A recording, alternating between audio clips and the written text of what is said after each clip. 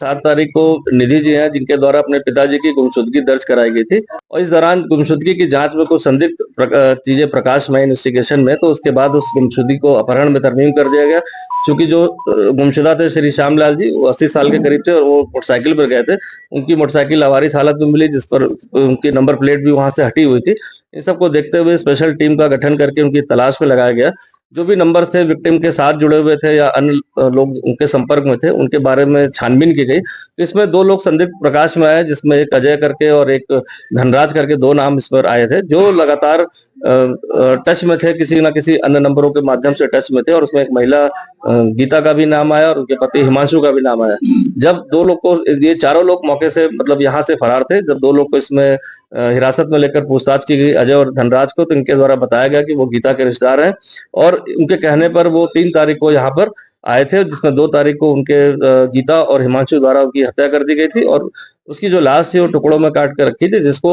वो फेंकने के लिए सहारनपुर नहर के पास फेंक कर आ गए थे। उनकी निशानदेही जानकारी के आधार पर इसके बाद जो है लाश को जो है अलग अलग पार्ट में जो कटी मिली थी, कुछ नहर से बरामद कर लिया गया था। इसके बाद 2 अभियुक्तों को गिरफ्तार करके जेल भेज दिया गया था।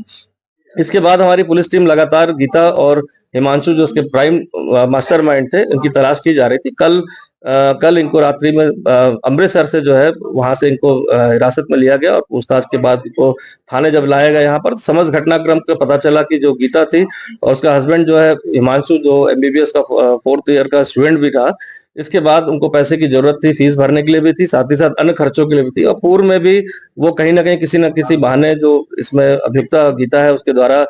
श्री श्यामलाल जी से विभिन्न तरह से पैसे भी लिए गए थे और एक षड्यंत्र के तहत एक किराए पे कमरा लेकर उनको कहीं अश्लील कुछ बनाने का इनका एक मोटिव था कि अश्लील कोई वीडियो या फोटो बनाने के बाद उनको ब्लैकमेल करके और पैसे लिए जाएंगे। लेकिन श्री श्यामलाल जी द्वारा इसका जब विरोध किया गया तो उन्होंने गला दबाकर उसकी हत्या कर दी और इसके बाद 1 दिन तक उस बॉडी को अपने घर पे रखा और उसको विभिन्न जो औजार होते हैं, चाकू वगैरह से विभिन्न पार्ट्स में कहा जाए, दोनों हाथ और